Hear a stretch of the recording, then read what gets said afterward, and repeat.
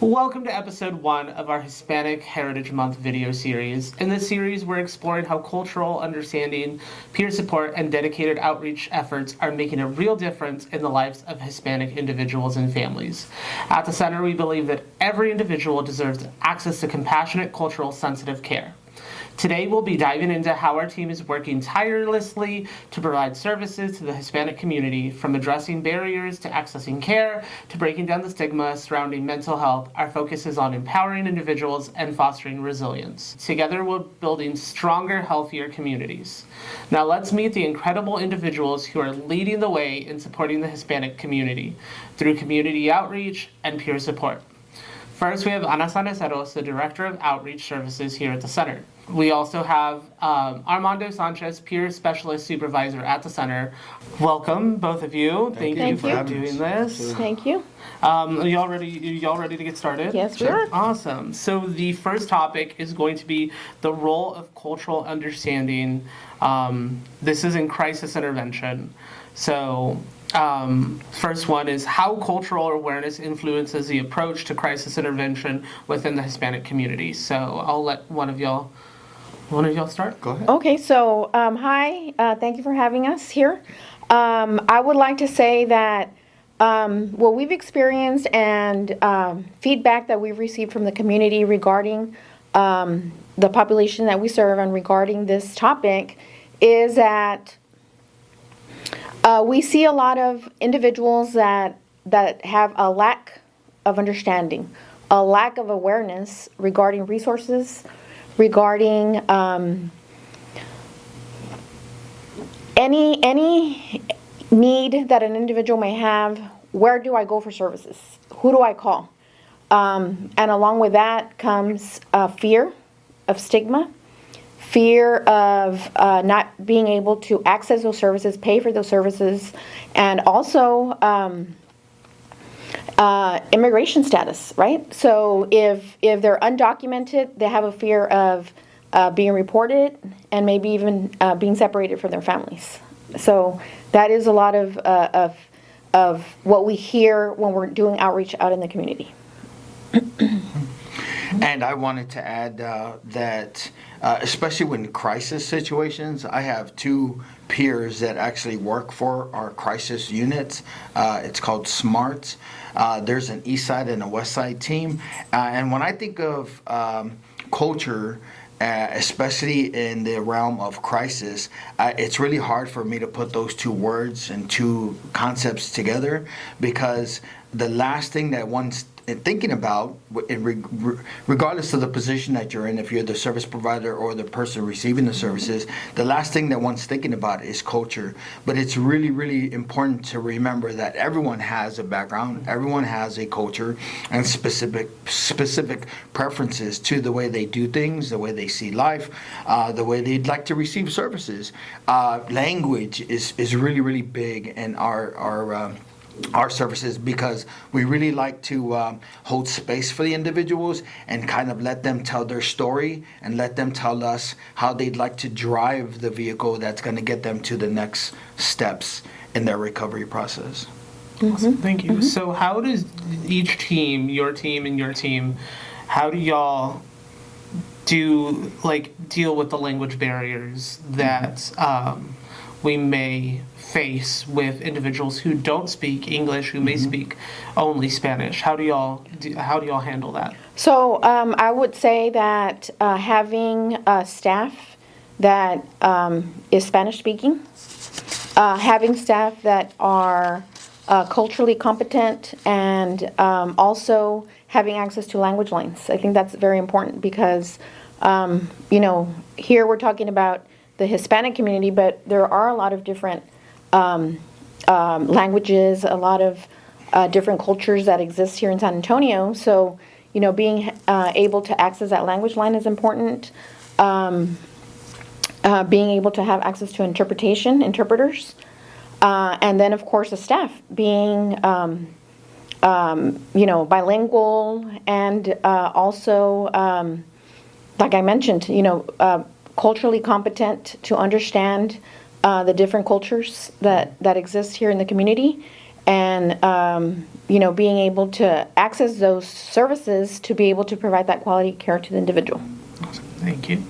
And I was just thinking about the multilingual perspective, right? Meaning if individuals don't speak English as their primary language.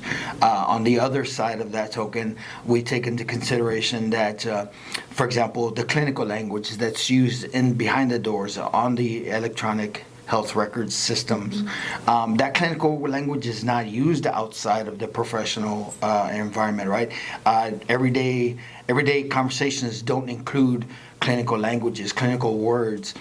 So what's good about the peer services is that not only are most of them do come from the minority and the multilingual background and have that skill. But I wanted to add is that with their lived experience, they know how to talk to the individual receiving the services, what words to use and not to use. For example, when it comes to language, there might be words that make a certain individual feel a certain way about. For example, the word that I have a hard time with is paranoid. And of course, with my lived experience, it's easy to put two and two together. But meeting the individual for the first time, I think that it's important to gather as much information and then you literally use their language and their tone to give them the help that they need, to plug them into the resources. What's important for us as a service provider may not be important or a priority for the individual receiving those services. They might be thinking about, okay, so I don't want to worry about feeding my children tonight because I already have a plan for that. I want to be worried about feeding them next month or paying the electricity bill, and that's kind of why I'm in this situation. And I don't have that many resources to practice emotional regulation and have the conversations that I need to plug me into those agencies. So with the lived experience, we use that as a skill to say, I've been where you've been, and I've navigated through this system and this need, and this is kind of how I managed to come out on the other side with some successes. So I think language is a huge component of this, of providing the services. Awesome. And I think if I could just add that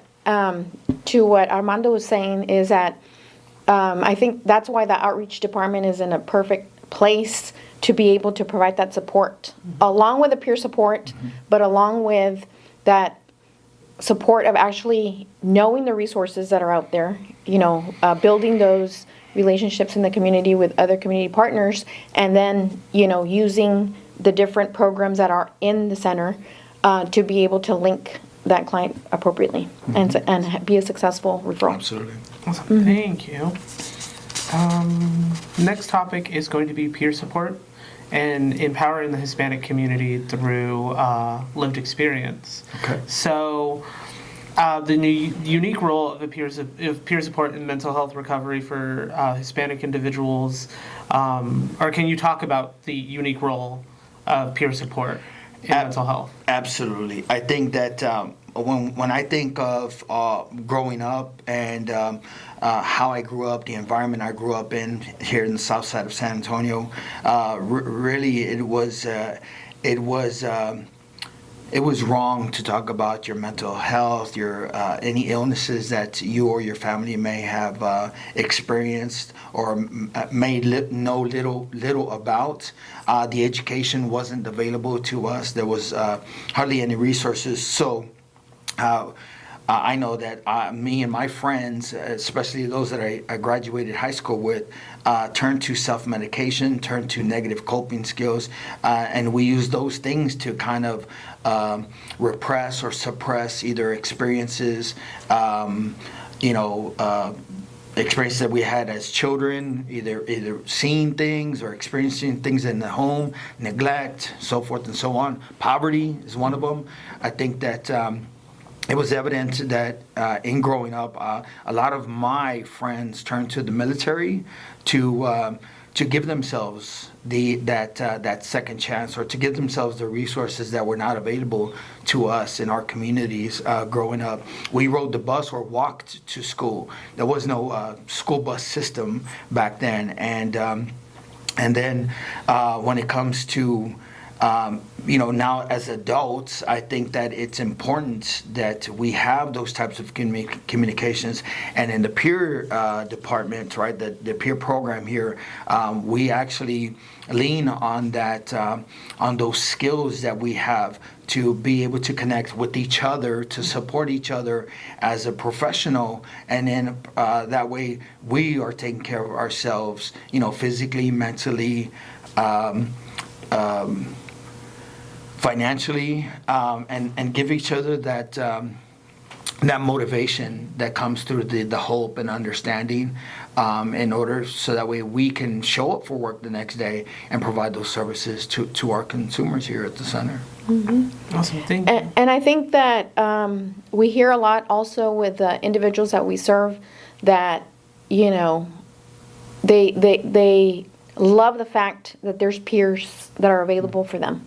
Because, there's a lot of individuals that said, man, if I would have known that this was available, when I was going through my crisis or through my challenges, I would have probably, gone a different route or gotten care a lot sooner or things like that. So I think having that peer department here at the center is wonderful. We use them a lot, and we also have a peer in the outreach department that also assists with these services for our individuals that we serve. So I think it's a great thing. Absolutely. Thank you. Armando, how does your team use their own stories to reduce or break the stigma? The stigma. Sure. So, for example, the word that I used earlier that is really quite triggering for me is paranoid, right? And on the opposite side, if someone talks about alcohol or a different illicit drug that they use, those things can have impacted certain individuals, and so much that that pain has become a motivator for change, a motivator for success. And so what we do is that we use that pain to say, do I want something different? Do I want something more out of life? And it usually gets so bad for some individuals that we say, you know what, I have the ability to do so much, right? I have the power, the willpower, the ambition to just want more for myself. And so what we do is that we lean on the hope that's created by building that relationship, by building that bond and that trust. That really is key to our relationships with our individuals that we serve, because they know that they can turn to someone that's just like them, someone that's walking this journey that's so hard at times, right? That has so many hurdles. It's not a doctor or a nurse that's coming with some sort of directive that says, if you do this, you will get better. It's basically a conversation with another human being that says, I've been where you're at, and I was able to pull myself out of that hole. I think that's really, really key, because it gives that individual that desire to ask themselves, well, if he or she pulled themselves out, I wonder if I can too. And that's where that hope begins to grow and foster just different desires out of that individual. And we've seen success stories from the unhoused to getting their own residency, to people that have been affected by the CPS system, where they were separated with their children or loved ones, and sure enough, they get their families back. They get and they become peers, because they feel that the reward that was in that relationship is really something that they want to give back to the community as well. And that's how a peer becomes a peer. And literally, meeting the clients where they're at. That's exactly a perfect example of doing that. That, meeting the individual where they're at, finding out what their needs are, and working together to meet those needs of the individual, I think is very important. And then, of course, the stigma, going back to the stigma, there's different groups within the Hispanic community, right? You have the Puerto Rican, Mexican, Cuban. So all of those different groups have different cultures, but, one of the main denominators is the language, right? The Spanish speaking. So again, like I mentioned earlier, having staff that is able to meet them where they're at, literally, being able to speak their language, and then be able to connect the clients to those services that they need. Okay. So the next one's going to be, again, stigma, but this is going to be talking about particularly feeling or being seen as weak or mentally unstable. Because growing up, I do know that if you were a boy, you didn't cry, you didn't show any signs of weakness. Sure. Because if you did, you were either weak or you were something else. Sure. And you would get made fun of for that. Absolutely. And so how do we get the individuals to seek help? Like, how do we get them to not be seen as that, the machismo? Like, how do we break away from that machismo side of things? Yeah, so I would say that very important as a service provider to have staff that are aware of those things, right? Aware of what certain things mean in certain cultures, right? Like, for example, something that I read, an individual having maybe a counseling session that was talking about some important life events, and they mentioned that their heart hurt. Well, their heart hurting, to somebody may say, oh my goodness, they're having chest pain. It's a more of a medical condition versus a form of figure of speech, right? An expression that is used in the Hispanic community. So just as an example of being culturally competent, being aware of those things, and then understanding that stigma exists in all cultures, but for the Hispanic community, all those things that you mentioned, right? Growing up in a Hispanic community from the border myself, you don't want to bring any, talk about those things because then you're weak, or you can bring shame to the family, things like that. So, just having that, us as professionals being aware of those things and being able to understand where that individual may be coming from. Sure.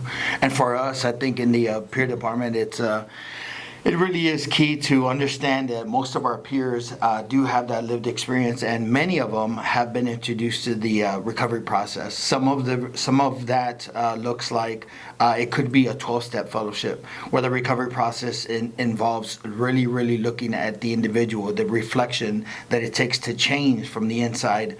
To that way we can have healthy relationships on the outside. And when you speak about stigma and all that machismo, I wanted to incorporate that my change process really did have a lot of that as the foundation.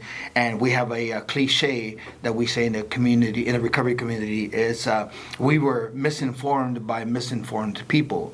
So that really does carry a lot of weight, and I had to put value into saying, maybe I was raised incorrectly. Maybe I was raised with these other non-existent virtues that just became so solidified in my life. And then as an adult, and being introduced to these, I wonder why I feel like this. I wonder why when this happens, I turn to this, or I think about this instead. Those unhealthy coping skills and mechanisms really become so life-changing that sometimes it's hard for us to kind of either break away or to turn those negative consequences into something positive. And in the peer program, that's basically where we live. We stay in that constant awareness, remaining teachable, and saying, I wonder why I have such a hard time with this conversation. And we look at that and we say, how can I grow from this? Emotional dysregulation, right? I never heard those two words growing up put together. I might have heard them separately.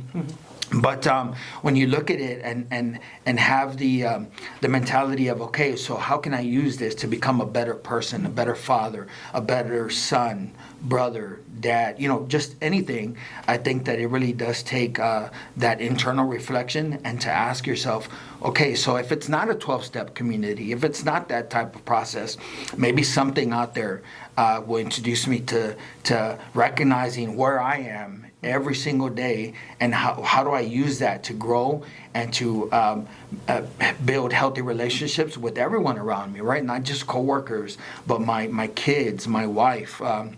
So I think it's really important for us to stay just vigilant and recognize where we are, and that self-awareness. It really does bring growth with the willingness to change. The early intervention in Hispanic communities, how important is that to get to someone at the beginning of their crisis, beginning of their mental health journey, before it escalates to something bigger? Yes, I would say that identifying what that crisis is and linking them to the appropriate care, right? It could be the crisis department here at the center. It could be an emergency room visit. But I think, again, speaking of the Hispanic community, I think it's so important to be able to sometimes even go with them, to show up with them at the crisis department. Go with them to that ER visit. Not speak for them, not, let the client answer their questions, but at least have that support. I think that's very important in the Hispanic community, and they appreciate that because they feel like they're not alone. And then, of course, there was another part of your question, something else that you asked about that? Or was it just about the crisis? I think it was the crisis, Okay. mental health journey, substance Okay. use, how important early intervention is. Right. And then, of course, I would add that now, as everyone knows, there's a fentanyl epidemic in the nation. And so getting to that individual quickly is a matter of life and death sometimes. So that is where the outreach department comes in and is able to provide that harm reduction education along with Narcan distribution to avoid that individual being a statistic, as we know that it's a big, huge epidemic now in the nation. And as she was speaking, I was thinking about my own personal journey and how important it was for me to get connected in some sort of a community that fostered a healthier sense of living, right? So in 2010, when I got out of the military, right, so I had this whole I'm still a soldier mentality, and I wanted to continue living that way. But that doesn't work in society. You're not in combat, and you're not in a combat zone, so things are much different. I remember even writing my first essay in school. It said, I'd rather be in combat than to be a civilian. So in that title, I mean, it's just such a loaded statement, but the paper, the essay that I wrote basically says that I wasn't equipped to be a civilian after being a soldier. I wasn't taught how to be an adult in society. So what I had to do is learn the basics, paying my bills, taking a bath every single day, right? Because we weren't used to that in combat. So that does play a huge role. And when I think of the early intervention, meaning how important is it for us to kind of get in there quickly, right? I think of my personal journey when I started in one recovery community in 2011, but then I relapsed, and then in 2013 I found a different recovery community. And the differences between those two recovery communities, it was that the demographics were different. In one community we had mostly older white males that for some reason it seems, right, the evidence shows that I couldn't connect with them, and so I ended up relapsing. I didn't place that much value into what I was experiencing in that environment, as opposed to the other community that I'm a part of now. Everybody was raza. Everybody spoke Spanish. Everybody came from the environment that I came from. They grew up the same way that and so everything that I was hearing the first time, it came with that much weight and value the second time, because it was a different person. It was a different, they had experienced the same things, but they looked like me. They sounded like me. They had tattoos like me. And all of that really, it just stuck. And so I'm coming up on 12 years in recovery time, because it's just stuck. And that just goes to show me that I should have done this a little bit sooner with this mindset, or with this population, with this demographic, right? This community, this environment, and I'm glad, I'm grateful that I found that, because I was able to take what they said and apply it into my life, as opposed to literally just rejecting everything that I heard before in the first time. So I think it is important for us to reach them with their own language, where they're at, so that way they understand that they're not too different from us. And if we're able to, turn something negative into something positive, then they have that ability too. Absolutely. Thank you. Thank you for your service. I appreciate And it. then also, congratulations on almost 12 years. Thank you. Yes, congratulations. Appreciate that. So, last thing, is there anything that y'all want to add to the community of San Antonio, Bexar County, that they may not know about the center that you want them to know about the center? Because I know, coming from before I started working here, I had no idea who the center was. Absolutely. And so we're trying to bring that awareness on who we are, what we offer, Sure. that we're here for our community. So is there anything else, anything that y'all want to add? Well, I would just say that, even though with all the strides that the United States has taken regarding mental health and mental wellness, that it still continues to be an unmet need in the Latino community. And according to SAMHSA, in 2021, only about 36% of Latino adults received mental health services. So that being said, I think it's important that the community knows about the Center for Healthcare Services and the services, wonderful services that are provided. And, speaking for the outreach department, we will work with all individuals that may have a need to either connect them to services within the center or outside in the community with our partners.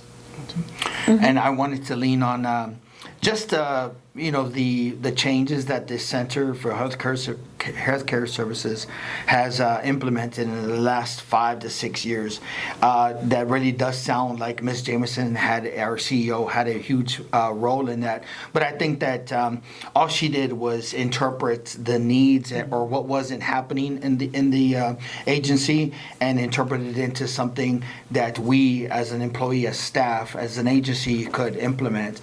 And if it meant that she had to kind of lean on the management to create a different culture, a different environment for the staff, I think that was that's still happening today with the changes that we're implementing, and it's all for the betterment of the programs, the betterment of the more funding means more services that can be expedited in the community, and we're able to reach the Latino communities and hopefully bring that number up next year and every year, because the center, I know when I was in the recovery community really early in my recovery process, I would hear about the center, and it came with such a negative stigma itself, meaning, they were afraid of the center because they didn't have a good experience at the center. And I wanted to say that we're not the same center that we used to be. It really is a different agency, and it has a different culture, both internally and externally, and hopefully that will show in the next couple of years. By all of us working together and collaborating for the community and the county. And so one last question before we wrap up. What are some of the needs that are still out there in the community that we could potentially meet? I would say that we still have a lot of stigma.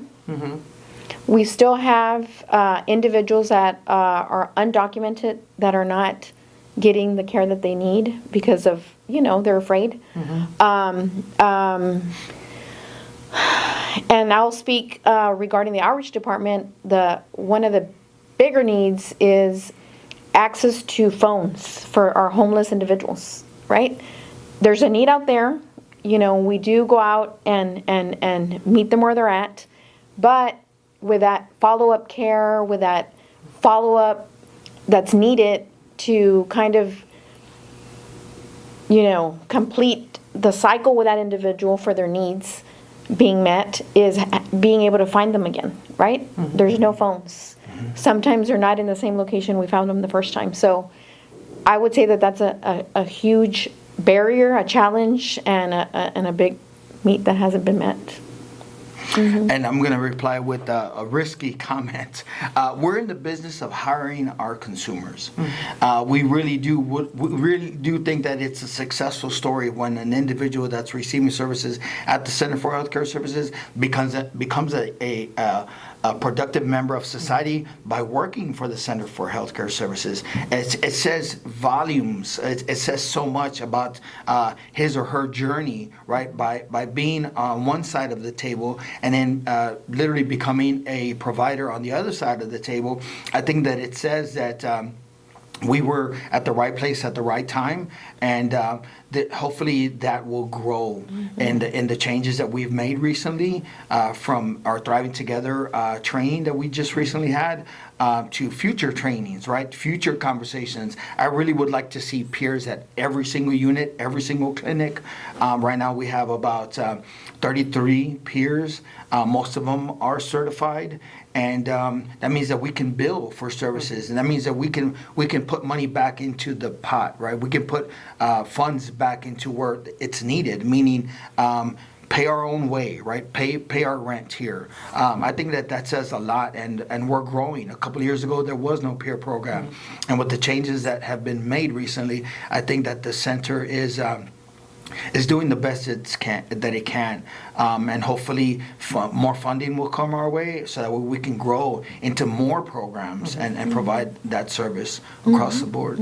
Awesome. Well, thank you all so much. Thank you, Anna. Thank you, Armando. Thank you. Thank for you. joining me on this journey. If you or someone you know is in need of assistance, you can call us at 210-261-CHCS. You can go to our enrollment clinic for adults, our PEC location off of Commerce, or our children's enrollment location off of Bandera. If you or someone you know is in a crisis, please call our 24-hour crisis helpline at 210-223-SAFE.